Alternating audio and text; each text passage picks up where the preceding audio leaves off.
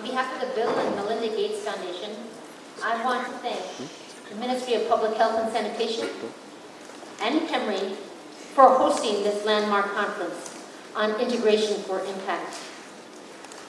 We, as the Foundation, want to provide special recognition for the government of Kenya. We applaud their tireless efforts and commitment and dedication to conducting research and collecting the evidence to design effective integrated reproductive health programs.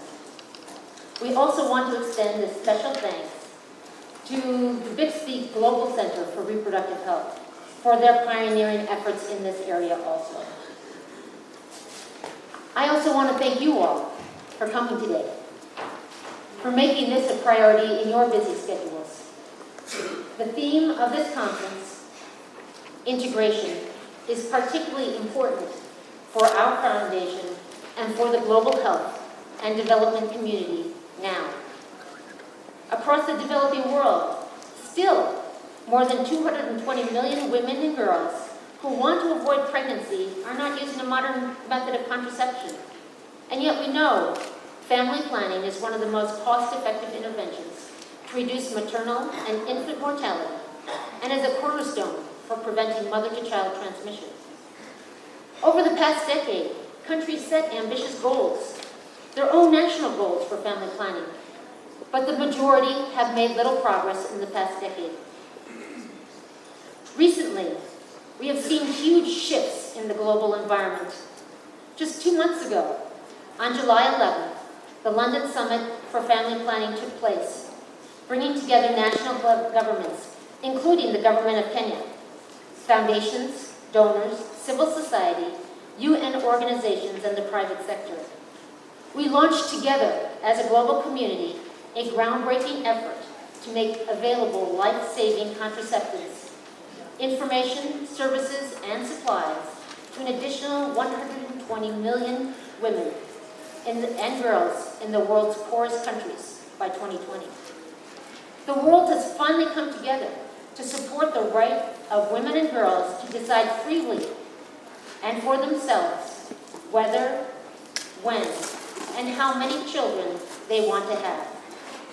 Efforts to strengthen family planning will be integrated into broader reproductive health, maternal health, newborn, and HIV prevention and treatment services.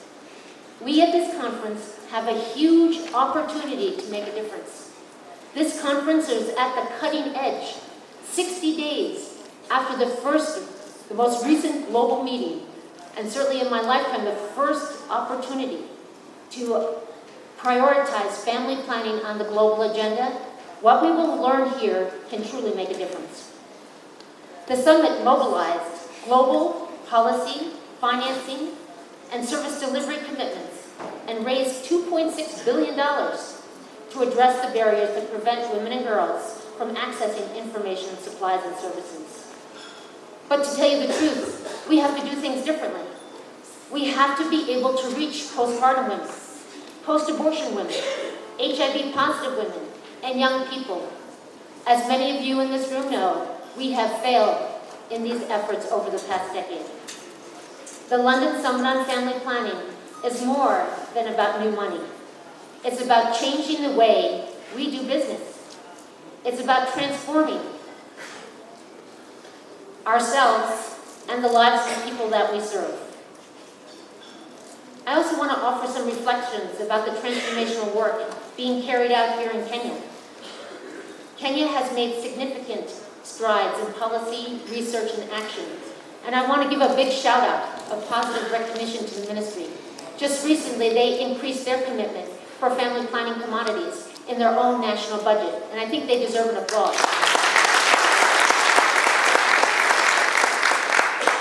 Over the past few days, I had the opportunity to travel to integrated health centers and was impressed by the level of integration here of MNCH, family planning, HIV, cervical cancer screening, STIs, and yes, even child survival interventions.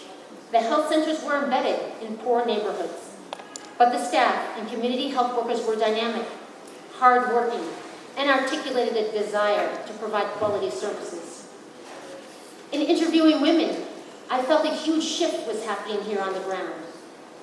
They shared their desire for a better life. They are taking action by planning their families, by being tested for HIV to know their status, and by engaging in community dialogues to raise concern about their lives. We had meetings with government partners, with stakeholders, and yes, even a chief. You can see there's an appetite for change, an appetite to do new things. And we have to be able to listen and also do new things and be a part of this growing movement.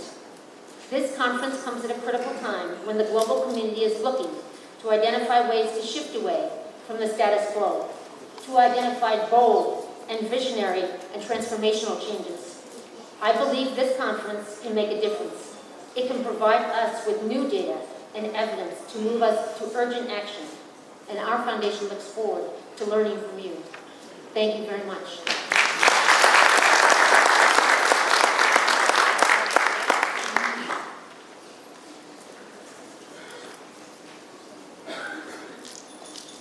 Thank you, Monica, from the Bill and Melinda Gates, the sponsor or supporter of this conference. We appreciate your comments and your support.